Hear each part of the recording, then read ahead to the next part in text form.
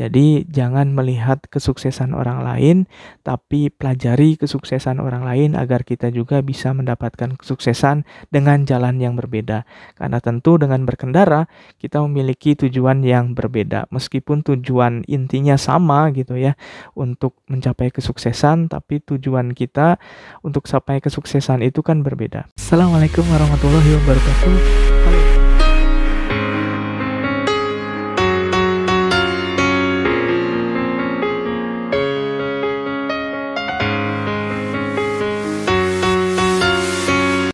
Assalamualaikum warahmatullahi wabarakatuh. Kembali lagi bersama saya Ridwan Hasim di channel Pendidik Petualang.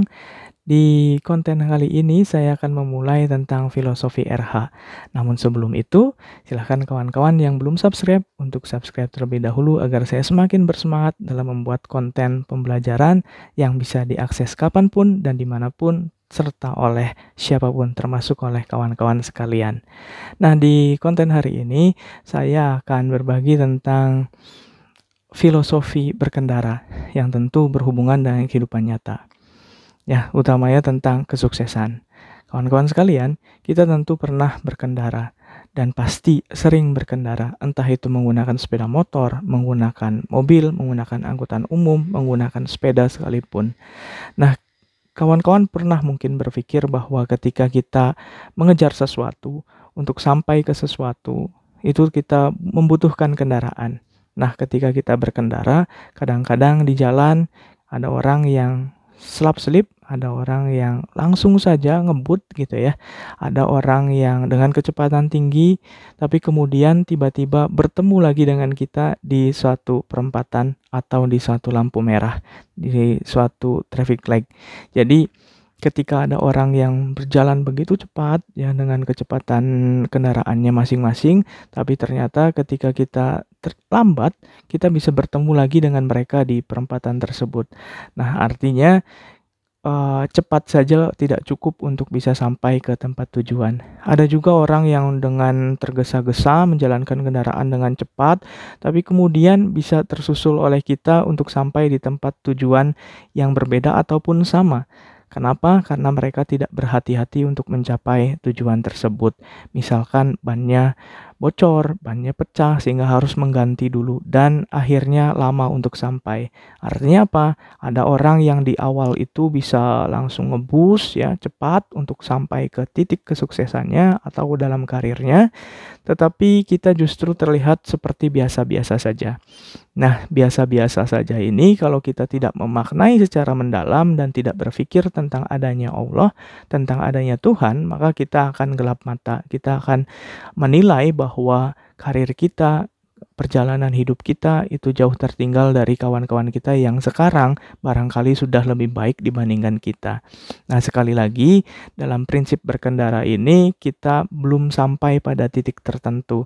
Artinya masih terus berkendara. Sama seperti kita hari ini yang terus mulai gitu ya, menitik satu demi satu tangga kesuksesan kita, tapi di satu sisi barangkali kita sudah melihat kawan-kawan kita yang sudah berada di atas kita. Tapi kita jangan lupa bahwa dengan filosofi berkendara ini, suatu saat nanti mungkin kita akan bisa mengejar mereka karena persoalan yang berbeda. Barangkali mereka belum menemukan kesulitan yang dihadapi. Atau juga barangkali kita masih menyiapkan apa yang kita butuhkan untuk mencapai puncak kita. Karena jangan salah, ketika kita berkendara ada orang yang berangkatnya belakangan. Nah, barangkali kawan-kawan ini termasuk yang berangkatnya belakangan itu. Tujuannya bukan untuk memang telat, tetapi memang sedang Allah persiapkan segala sesuatunya. Sehingga ketika menitik kesuksesan itu, kawan-kawan nanti tidak mengalami masalah atau hambatan yang berarti. Kalaupun ada masalah dan hambatan yang berarti, kawan-kawan pasti bisa menaklukkannya. Kenapa? Karena tadi sudah ada persiapan yang matang. Nah, inilah yang harus kita berpikir, ya, harus kita pahami bersama bahwa di dalam mencapai kesuksesan itu memang kita tidak bisa melihat atau menakar kesuksesan orang lain dengan kesuksesan yang kita atau akan kita alami. Sehingga dengan filosofi ini saya berharap kawan-kawan masih memiliki semangat untuk terus mengejar cita-cita kawan-kawan sekalian. Oke, barangkali teman-teman yang lain itu sudah mendapatkan posisi atau jabatan tertentu, itu tidak masalah. Karena sekali lagi barangkali kawan-kawan masih disiapkan segala sesuatunya untuk mencapai sesuatu yang lebih besar daripada itu. Karena jangan salah juga, ada orang yang luar biasa cepat sekali di jalan, tapi ketika sampai ke tempat tujuan, ternyata kita duluan loh yang nyampai. Nah, itulah yang harus kita pahami sehingga kita tidak menjadi orang yang terlena dengan kesuksesan orang lain, tidak iri dengan kesuksesan orang lain, tapi fokus memperbaiki diri kita. Dan sekali lagi, segala sesuatunya kita serahkan kepada Allah Subhanahu wa Ta'ala dengan Tuhan kita masing-masing tentunya ya, sesuai ajaran agama masing-masing. Jadi dengan ini kawan-kawan juga mulai semangat lagi untuk bisa meniti jalan kesuksesan. Dan jangan lupa dalam berkendara juga ada rambu-rambu yang harus ditaati. Ada aturan yang harus ditaati. Misalkan ketika kita berkendara ada lampu merah, kita harus berhenti. Nah, dalam kehidupan yang nyata pun demikian. Ketika kita ingin mencapai puncak kesuksesan, kita harus mengikuti aturan-aturan yang ada. Harus mengikuti rambu-rambu yang ada tadi. Misalkan ketika kita ingin viral, ketika kita ingin menjadi public figure, ketika kita ingin menjadi bos, misalkan ketika kita ingin menjadi leader, maka kita harus mengikuti setiap alurnya. Tidak bisa kemudian kita hanya mengandalkan viral, hanya mengandalkan sesuatu yang sifatnya sensasi gitu ya, sensasional, karena mungkin kawan-kawan juga sudah mengetahui bahwa orang yang mencapai titik kesuksesan karena sensasi belaka itu tidak akan lama berada di puncak.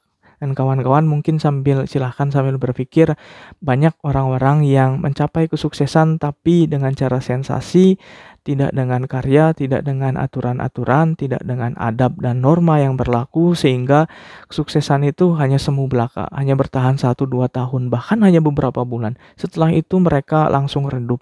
Nah, inilah yang harus dipahami, sehingga ketika kita memulai sesuatu ya kita ikuti saja alurnya, ikuti aturan yang ada, sehingga ketika kita sudah mencapai kesuksesan nanti, kita benar-benar lama berada di puncak kesuksesan kita, bahkan bisa menularkan itu kepada keturunan-keturunan kita berikutnya. Nah, inilah pentingnya kita mengikuti aturan yang berlaku, sehingga ini juga termasuk dalam prinsip filosofi berkendara yang tadi. Dan untuk yang terakhir, sekali lagi ingat bahwa di dalam perjalanan hidup kawan-kawan ada dinamika yang terjadi.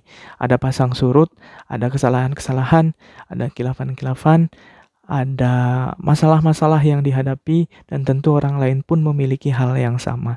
Jadi jangan melihat kesuksesan orang lain, tapi pelajari kesuksesan orang lain agar kita juga bisa mendapatkan kesuksesan dengan jalan yang berbeda. Karena tentu dengan berkendara, kita memiliki tujuan yang berbeda. Meskipun tujuan intinya sama gitu ya, untuk mencapai kesuksesan, tapi tujuan kita untuk sampai kesuksesan itu kan berbeda. Ada yang ingin suksesnya di media sosial, di YouTube misalkan. Ada juga yang ingin di karir, di kantoran. Ada juga yang ingin menjadi pegawai negeri barangkali. Nah, itu kesuksesan orang yang beda-beda. Nah, sehingga yang harus ditiru sebenarnya adalah cara kerja mereka untuk mencapai kesuksesan itu. Bukan kita mengikuti lajur mereka. Tentu kita memiliki jalan kita sendiri. Yang harus diikuti adalah cara berkendaranya. Bagaimana sih cara berkendara mereka sehingga mereka bisa mencapai titik kesuksesan itu? Bagaimana sih kesabaran mereka dalam mencapai kesuksesan itu? Itu saja barangkali yang bisa saya sampaikan dalam filosofi RH edisi pertama ini. Semoga menginspirasi dan memberikan semangat bagi kawan-kawan sekalian. Dan jika ada komentar, masukan tentang konten apa yang ingin kalian kawan-kawan angkat gitu ya oleh saya nantinya, silahkan tulis di kolom komentar.